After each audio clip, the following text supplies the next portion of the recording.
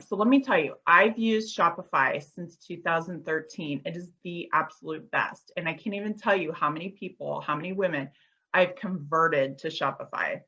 Here's why. If you're selling on Etsy or in a Facebook group in particular, there are a few things. First of all, you don't have control if you're selling in one of those. Like, let's say, for example, you're selling on Etsy. I'd really love for you to own the assets of your company. I'd really love for you to be able to create an email list that you own and be able to email them when you want to.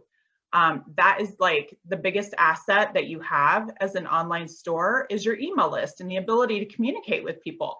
And that's why it was so hard for me earlier this week when I couldn't communicate, when my emails weren't going through, when I had that glitch earlier this week. You can see that to effectively run an online business, you have to have access to communicate. That's one. When you're on Etsy, you're not going to have that. When you're on Facebook, do you have an email list if you're building on Facebook or on a page or in a group? Most women I talk to don't. Okay, that's the first part. Your email list is a huge part of it. And if you're not selling on Shopify, you don't have that. 99% of you don't.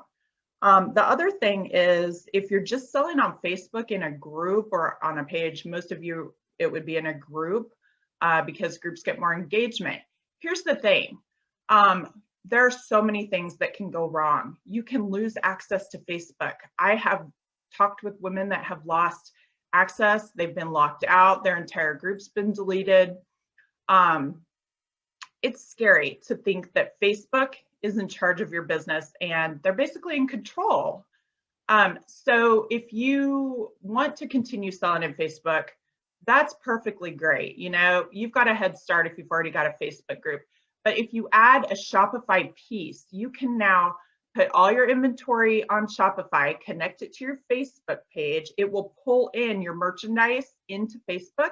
You can actually do live sales now and people check out through Shopify. And that's a new feature that's just come like in the last 6 months or year to Facebook.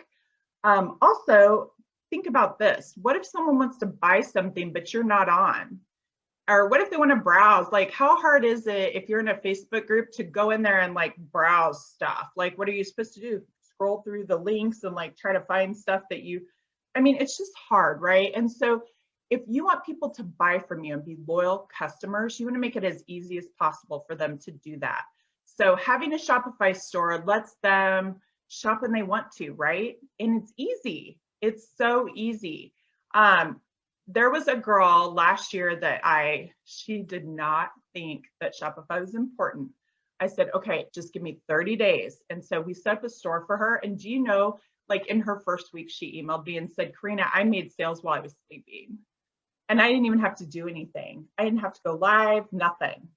And it was all because she was promoting her store, her Shopify store inside her Facebook group. So people were actually shopping when they wanted to shop, you know, not just posting and waiting to be invoiced. So I really want you to think about that. If you want to grow your business and you're just on Facebook, that is the sticking point. That's why you're stuck. You have to grow and expand and give your customers better options to shop with you. It's better to have multiple streams to shop. So let's say you're on Etsy. Well, let's add Shopify. Let's put your products also in a Shopify store.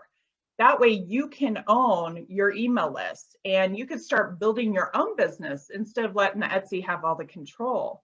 You can still sell on Etsy, but you can also sell on Shopify.